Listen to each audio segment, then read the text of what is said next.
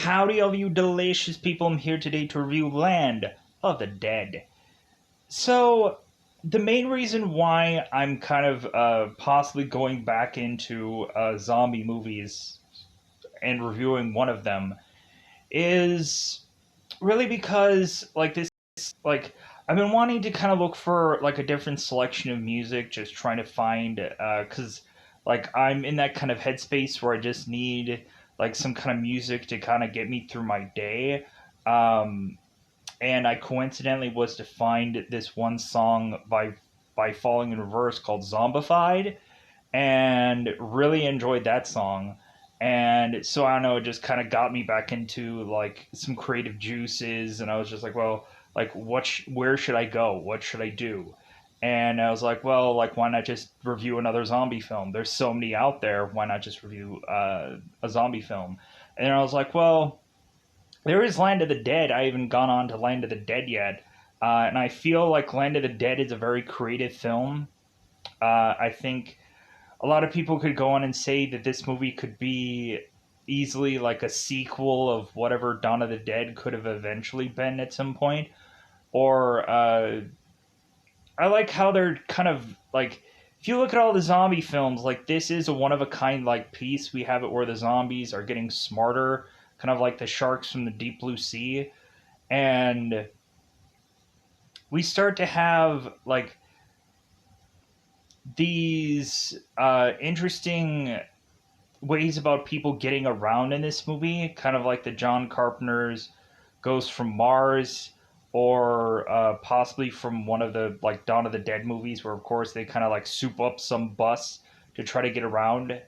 In this movie, we have a creation called Dead Reckoning, that of course be this souped up semi truck. If a lot of people had gone on and seen movies like Death Race, immediately you'll know exactly what I'm talking about as far as Reckoning, because it's this big, massive, armored semi truck that is to go around and just kind of blast away a bunch of people and from safely inside itself. And I thought that that was such an interesting idea. And even though it may not be all that creative or one of a kind, and a lot of people would probably say, I don't know if this movie's all that one of a kind, but I also love the cast here, just easily won over by, of course, John Leguizamo, because I always am. Dennis Hopper always is a real fun character to play with, especially with him always usually being a villain. And he's kind of that in this story. So, and with that said, it's kind of nice to see Asia Artango or Artangto. I'm gonna ill pronounce it. I apologize. As Slack in this movie, because I just recently rewatched Triple X, and I was like, oh yeah, I remember her from Triple X, and I didn't recognize her at first, but I'm like, oh yeah, it's that girl. Um, but anyways, let's go into the kind of teeing up of this film. Let's talk about it. Let's go into it. So, really, this movie feels mostly like a scavenge movie where once some people are decide to take business into their own hands, all of a sudden this kind of safe environment as we know it basically goes to the crapper, kind of like in the movie Rabid, but it seems like this town has a lot more safeguards, and supposedly they keep talking about this place called Greenland that is to be safe and this and that. I guess a tool to try and go on and manipulate people to work harder, or to go on and consistently get effed over, thinking that they'll get paid, they'll go on and go this salvation, and it'll just never happen. There's really nothing that really exists. that'll say that this will ever really be a thing. But anyways, so yeah, a lot of like tech kind of things, technical things in this movie, which I found fun. The only thing that I guess I would have to complain about this movie is like far too dark to where you can't exactly see much. And I think that's the only problem that I really have with this movie is like I can't clearly make things out. Um, there are some dark zombie films, uh, but yeah, like this one was just kind of like I would just like to kind of clearly see things, but which I couldn't. And it never feels like there is one like day breaking moment in this movie, which is kind of weird, but it is what it is with this film. So with that said, let's go and double five bad boy this up because really like to further go in and explain this movie really would just be going into spoilers because like basically like you have to be even vague about like the teeing it up thing because really once we get into actual spoilers it's basically like hey action action action and that's all there really is. um there's a lot of times in this movie where I immediately go on and like, hey, like that's a person who worked on so and so zombie movie. Oh, hey, yeah, that's the guy from Dawn of the Dead 2004. Hey, this is the guy from the original Dawn of the Dead. Oh, wait, hey, this is this person. Here's one little Easter egg. So there's this moment at this, I think, club or this bar where there is some zombies at this like at these metal posts and they're going and having a photo op with a girl. One of the actual zombies is actually Simon Pegg from Shaun of the Dead. I know that because I'd seen like some behind the scenes of this movie, and Simon Pegg was talking to George Romero and saying like, "Hey man, like I'm such a huge fan of your work. Like if I could go on and just be anything in the movie, like you can go on and just have me but be just some extra and I'll be completely fine with it. Like I don't want to be an actual character. Let me be anything. I'm just a big fan." And so they let these guys like the swing set kind of Photoshop thing. That's where Simon Pegg is in this movie, and I thought that that was so cool. And then I had to kind of like refresh myself because it's been a while since I've seen that featurette or that little behind the scenes thing. And so I kind of scrolled through the IMDb to kind of double check if Simon Pegg was in this movie. I'm like, oh yeah, this is the one where he's in it. Because like, oh yeah, because I could see him, but I was like, am I sure? Anyways, pushing on, let's double five this bad boy up. Let's just go into this thing that is ultimately to be called spoiler time. Spoiler time. It's about that W to spoil this movie. So the early stages of this film, we have this thing called the Dead Reckoning that is at first being uh, like the captain of these people is to be Denbo, but it seems like Denbo or Riley is retiring soon, and he's going to hand over the reins to Cholo for him to go on and continue to do this scavenging and take on this job here. So, and Cholo is also saying it's like, well, hey, I'm retiring too. I'm going to leave soon too. Like, cause we have Cholo that really is like frustrated with the fact that we have guys like Kaufman that is withholding money from Cholo, and so Cholo is going to go on and talk to Kaufman, who is Dennis Hopper's character, and mention it's like, well, hey, with all the money that you owe me now, like I should easily go on and get myself a little slice of land to get the F out of here. So, but let's backpedal a little bit. So, Riley goes on and he is to usually take his certain assortment of people, a guy named Mike and a guy named Charlie, and Charlie, of course, is to be consistently cracking puns about, like, well, have you seen my face? Do I look tired to you? Because we, of course, have Charlie's half of a face that, of course, is heavily scarred. And so he's going on and consistently having jokes about his scarred face. To where it does, like, that whole joke does kind of get old or a little bit annoying in this movie. But, but they just keep on keeping on with this joke, even though it starts to get old. So,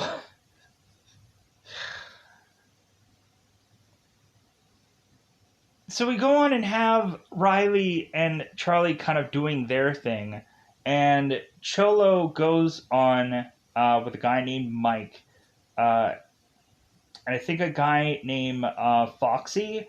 And so these three go off to say that they're getting a certain supplies, but the real supplies is alcohol. And so Riley is kind of ticked off at Cholo because it's like, I'm sorry, that's a waste of time to go on and get this. Because they're lighting up fireworks that they call flowers up in the air to distract all the zombies while they go on and they try to scavenge for items. And Cholo wants to go on and get this alcohol because alcohol is expensive where they're from. And so they go into this huge uh, liquor store, and what ends up happening is Cholo is to get this alcohol that's in this freezer door. He opens it up and all of a sudden is to be attacked by this zombie. And Cholo and his partner kind of uh, like having this back and forth moment of like, well, hey man, I'll kill him for you. No, I'll get it. Like, no, I'll, and like it's back and forth.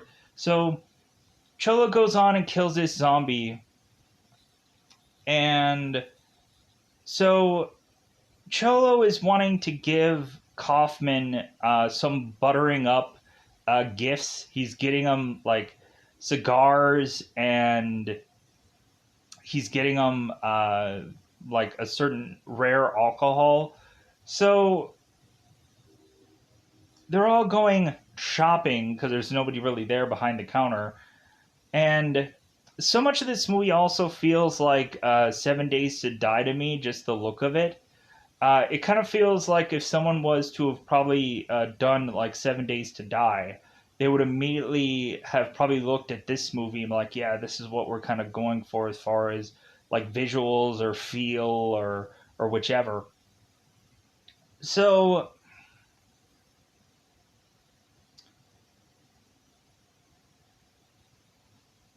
Cello is to knock over some cigars and is telling Mike to fetch them. While Mike goes on and tries to fetch them, he fetches himself a zombie bite because, of course, there's to be this kind of cop zombie. And so now Mike is bitten on the arm. They end up killing the cop zombie and then realize that Mike is probably going to turn soon. Everybody's kind of contemplating shooting Mike. Riley's like, no, don't shoot him. And Mike shoots himself in the head. So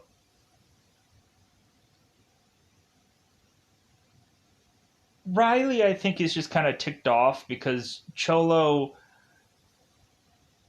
is to really be this kind of lazy character, sadly enough, where um, we have Riley always kind of like questioning the effort that Cholo kind of puts into things because really Cholo is just really looking out for himself, not anyone else. And Riley is to be much more of a team player where he cares about the people around him, not just getting the heck out of here and surviving upon his own. So that's a sad thing. So they all go back into the Dead Reckoning, this big, huge semi vehicle, and make their way back on to, of course, their land of operations. Their land of operations, which is basically be this whole entire city that has kind of been either uh, fenced in one way or another, or has this electrified fencing to where if any zombie is to try and make it anywhere close to this fence, they get electrocuted. They ended up getting fried and killed. So everybody makes it back to this city, and so we have Riley who's starting to figure out immediately that the zombies are starting to get smarter. That that no one else really believes him, and so we have the one zombie that mainly gets focused upon this movie, who is like Big Daddy, who starts to become like the leader of these zombies, where he is to be this kind of gas pumper. But then all of a sudden, he is to notice that all of his zombies are getting killed and shot down. And so Big Daddy is trying to protect all the other zombies, trying to knock them out of the way of getting shot and getting killed, because it seems like he's the only self-aware zombie that is trying to protect these zombies, even to the point of one of the zombies, he's holding their head in his hand. And so when Big Daddy's to realize that this zombie is just like he's dead now, he just kind of crushes this guy's head. And so at some point the zombies are like Big Daddy is at some point having all these zombies like swarm behind him. And he at one point is starting to show them things, show them how to use things. And the later and later we get onto this movie, the more the zombies start to become like weaponized, which is kind of crazy. Uh, and they start to have like guns and wrenches and shovels and all this stuff to kind of use against the people, which is actually really cool. So Big Daddy is to go on and take all of these zombies and is to find a way through these people's defenses, because it seems like there is this kind of like wood like hole in this fence where they just smash this wood, and the wood is so soft that they easily break through this wood, and they start getting through this hole to get them into the city to start tearing people apart. But before that happens, so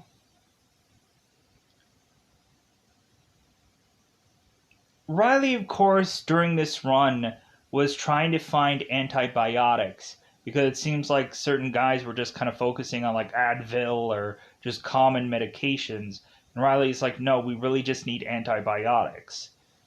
So when Riley makes it back into town, he is to go on and talk to an old friend of his, and is to give him some antibiotics to give to his son. So we have Riley, who's focusing on wanting to get the heck out of town. And at the end of this movie, Riley is to want to go to Canada because he feels like that's probably the safest place. And probably Canada has much more open areas and so on and so forth. So Riley is to want to go to this bar to find out if a guy named Poppy is to have his car, which when Riley is to go looking for his car goes missing. So, Cholo. Cholo is to make his way to Kaufman and is giving him some buttering up gifts, like, hey, here's some alcohol, hey, here's some cigars, here you go. And then Cholo is immediately talking to Kaufman about like, well, hey, it seems like you owe me $2,000 here, $2,000 there, like for how much, like it's starting to pile up of how much money you really owe me. Like, how about it's time for me to just like retire? Because when Cholo is talking to Riley, he's like, well, hey, I'm going to be retiring here soon too. So Cello is talking to Kaufman and saying like, "Hey, like it's time for me to leave," and Kaufman is just like, no, like no, like, so Cholo is just like a little frustrated with Kaufman because it feels like his efforts are going to be all for naught. And so Cholo is deciding, well, since Kaufman isn't going to go on and give me what I want, then I'm going to go on and take his baby, his like the one uh like his one thing away from him. Excuse me. And that, of course, is Dead Reckoning, and Cholo is going to use it against Kaufman, saying that he's going to blow up the tower of which that Kaufman is to be in, and this little like skyscraper building, and he's going to go on and just kind of burn down the town around him unless they pay him $5 million. So they run off with Dead Reckoning, and after we immediately have it where they run off with Dead Reckoning, waiting for this payout, we then go on and have the town being ransacked by these zombies, where all of a sudden, basically, the military force of this town is completely getting incapacitated by all these zombies. So, and like the zombies start to get further and further into the town, and we also have it where Kaufman is telling Riley to kind of choose a group of people to get together to try to find Dead Reckoning after everything really starts to break loose here. So, because Riley goes to this bar and they're having these like goofy photo shoots with zombies and all this other crap, and Riley is just realizing how stupid and how like savage these people really are when they toss a girl like Slack into the cage with these two zombies to see who would win.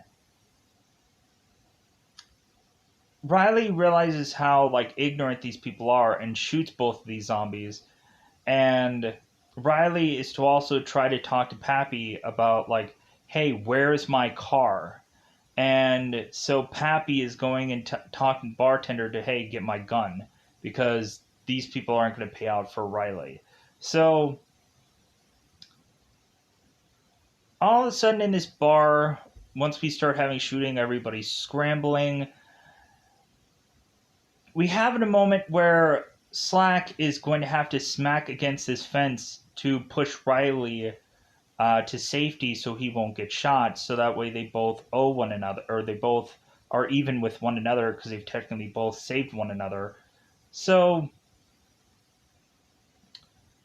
Charlie goes on and he shoots the little Poppy. Little wasn't the correct thing to say. He shoots Poppy, who's kind of going through all these kind of like wood, these wood pallets. So Charlie shoots him, and so Riley and Slack are kind of looking at one another, asking if Slack is okay, and I think Slack says to like Riley, "Hey, you checking me out?" kind of thing. So,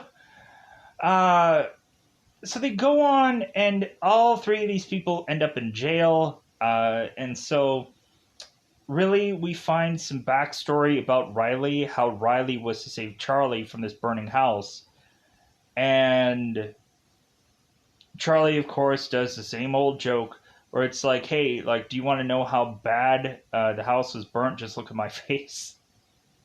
You could tell. So, all of a sudden, Kaufman is releasing Riley and Charlie and Slack to go on to try and retrieve Dead Reckoning. So, come to find out, Riley is to have a tracker for Dead Reckoning, so this isn't going to be as hard as we thought we was going to be.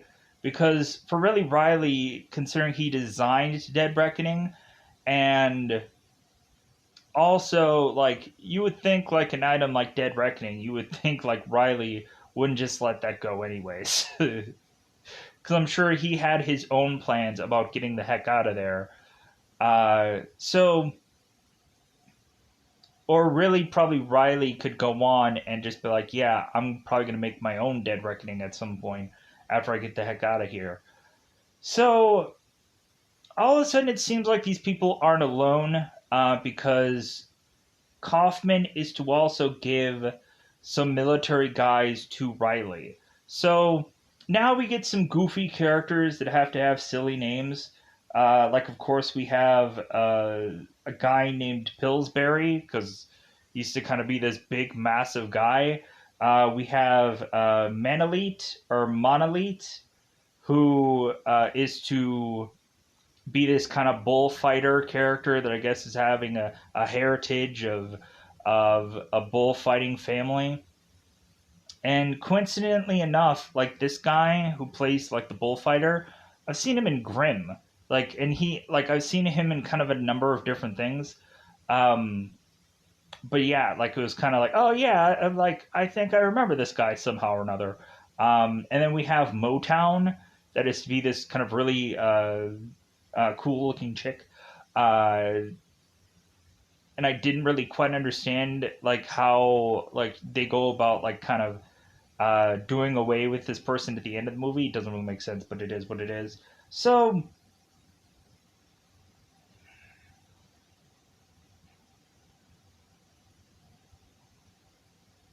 okay, like weirdly the guy that I kept calling Poppy, I guess his name was Chihaha. Chihaha? What the is that? That's what IMDb says. His name is Chihaha. When the is his name Chihaha? Sure, okay, whatever. Um, this cast list is kind of interesting too because there's a certain number of characters that are all to go on and be in other kind of Day of the Dead or Walking Dead like things or whatever other zombie things. Not Walking Dead, but like other zombie stuff at some point. Anyways, so Riley has defined his own vehicle that kind of looks very like it looks like one of those like off road kind of vehicles, one of those like mountain uh, kind of vehicles that you would only like go on and like have some like mountain road like. Plus, we really have the top of this vehicle just being like a frame of a car, and I'm like, that has got to be the dumbest vehicle. That is going to be the dumbest thing to have for a zombie like vehicle. It makes no sense. Like it just baffles me.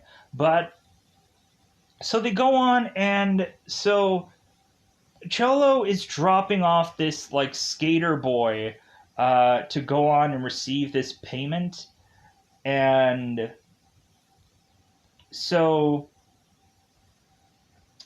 Cholo is kind of threatening Kaufman, like, "Hey man, you better give me my payday, like, or I'm gonna go up and blow up your town." But we're immediately having Kaufman, who's like, "Well, like, we're definitely not gonna pay you out. We're definitely not gonna get you your money. We're just gonna have Riley, who's just gonna go and find him." So that skater, the skateboard guy is waiting far too long to the point where he just gets chomped on by a number of zombies. Like a clown zombie, I think, is one of them, weirdly. And he ends up getting killed. He ends up getting bitten in the arm. And then there's a number of zombies that just pile up on him and he dies, waiting for his payday. So Riley can easily and quickly go on and find this Dead Reckoning. But while we go on and have these guys desperately trying to make it through town, at one point we have it where Monolith ends up getting bitten, and while they're kind of recollecting back into their car, we have both Slack and Riley kind of contemplating like if they're gonna be that guy or that person when realizing that this guy is going to turn soon. And so Slack whips out her gun and is to shoot Monolith as he's desperately trying to be like, no, don't do it yet, and shoots him in the head, kills him. So they go on, and so at one point we have it where Pillsbury is to punch Motown in the face, and so Riley is to go and meet up with Cholo with Charlie, and so Riley tells Cholo what exactly is going on, because Cholo is saying to Riley, it's like, oh, like, you came here to try and stop me, didn't you? And Riley's like, well, yeah, but I'm not going to stop you. Like, if anything, we're just going to go on and take Dead Reckoning and get the heck out of here, because it's about that time. So they all decide, oh, okay, let's all go in. Of course, we'll all go in on this. And so we have it where Cholo ends up getting pushed out of his own vehicle, and Motown ends up gunning him down. And so, like, Cholo has a bullet in the chest, and so Cholo and his partner are now like forced to just kind of walk their way to where they're going to get out of here. And so what ends up happening to Cholo is that he ends up getting attacked by a zombie, and he ends up getting bitten in the hand. And so now Cholo and Cholo's guy that he's with is like, hey, like, do you want me to shoot you, Cholo? And Cholo's like, well, you know what? Like, I've always kind of been interested in how the other half lives. So the guy just kind of walks off, lets Cholo be Cholo. So now all heck is breaking loose on the town. We have it to where nowhere is safe. We have all these zombies breaking into this glassed door and starting to make their way through this big skyscraper of a place that start going through and consuming people. One funny thing is we have at one point a Santa zombie that shows up in one part of this movie. He's kind of like one out of a number of people, but still, I just found that hilarious.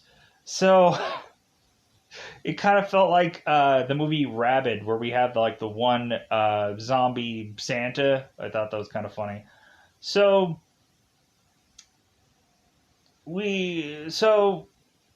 Dead Reckoning is to make its way back to this town to hope that maybe there's a possibility that it's not too late to possibly save these people or to shoot off fireworks, but it seems like the fireworks are starting to wear off, that the zombies aren't as like focused upon that. And so the zombies start to swarm Dead Reckoning. It seems like one legless zombie is to climb upon Dead Reckoning, and it is going to fall through a part of Dead Reckoning. And we're thinking like, oh no, things are going to turn for the worse. But then we just kind of toss the zombie later on out of Dead Reckoning and like, oh, okay, let's move on. So, but yeah, so the zombies go on and circle Dead Reckoning. And so Cholo was wanting to fire the rockets from Dead Reckoning to take down Kaufman's building, and Kaufman is to evacuate this whole building to get all of his money and is to put it in this limousine. And it seems that this guy's driver is to run off with the keys, and so we have Big Daddy that arrives and is pouring gasoline into this guy's limousine. And so when Big Daddy is to kind of leave out of this place, Kaufman is to take the gasoline thing out of his limo, is to grab these keys and his money and get back into the limousine. But come to find out, we have Cholo who turns into a zombie, and Kaufman is firing into Cholo. And then that's when Kaufman realizes that Cholo is a zombie. And Cholo kills him, and the limo explodes, killing both of them in the process, if Cholo wasn't already dead. So, now that that's covered, so the town is getting to chaos, and by the time that Riley is wanting to use these rockets to take down this electrical fence, we find that possibly everyone who was the innocent in this town is probably dead. So Riley just decides, well, use all the rockets anyways. Let's kill everybody. Kill all the zombies that are around this location. So they start using these rockets. And so like, well, like that's probably going to be everybody. All of a sudden there's a huge, massive group of humans that are still alive. So they're like, oh my god, I guess you guys saved people after all. So they're like, great. So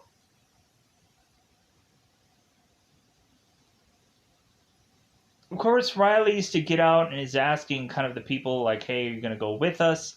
And of course they're saying like, no man, like I think we're gonna go on and stick around here and try to make this the way that we would have wanted this town to be.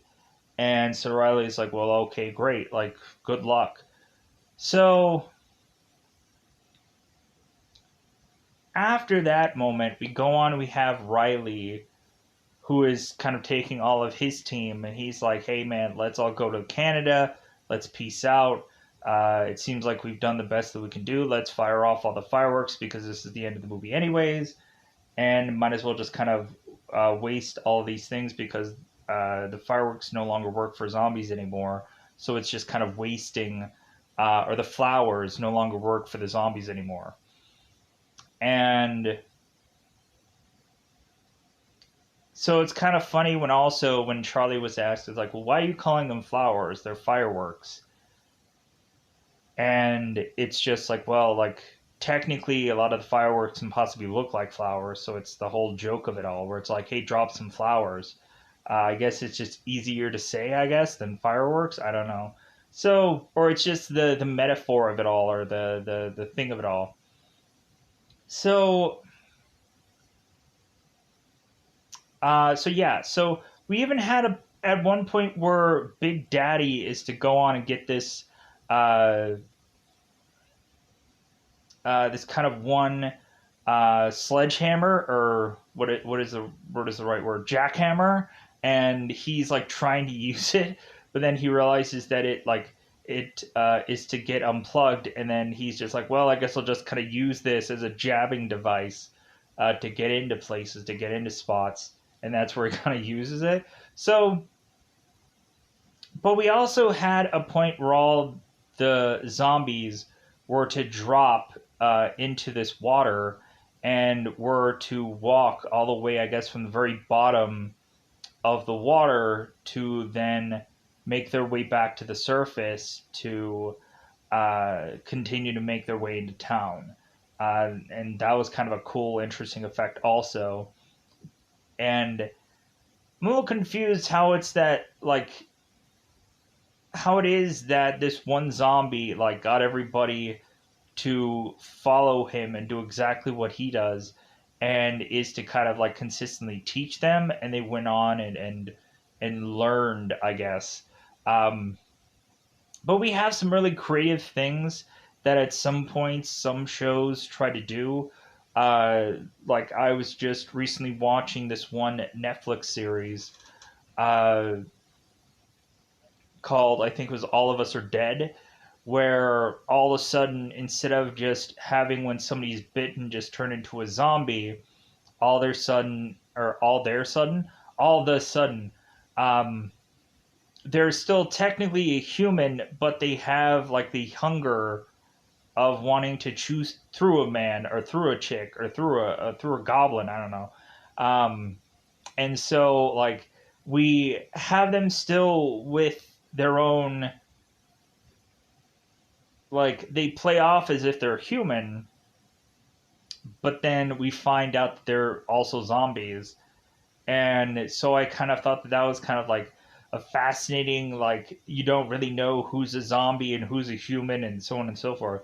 So with that said, I think I've technically covered like not all the details and stuff like that, especially dialogues and stuff. I just kind of fast track a lot through that, simply because I don't focus too much on the whole like memorizing of all dialogues, because it's just like it's a lot of stuff to go on and talk about.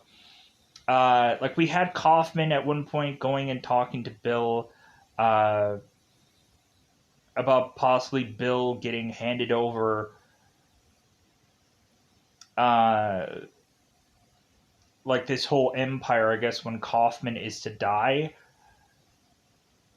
Because I guess Bill is technically Kaufman's son. But it seems that Kaufman turns around and then kills Bill and is to say, it's like, well, hey, like this fortune is just going to be ours, but it's technically mine now because you're dead. So, with that said, yeah, um, I feel okay. This probably felt like a very rushed review, uh, but if anything, like covered most of it, covered all of it, or covered what I think to have gone on and done.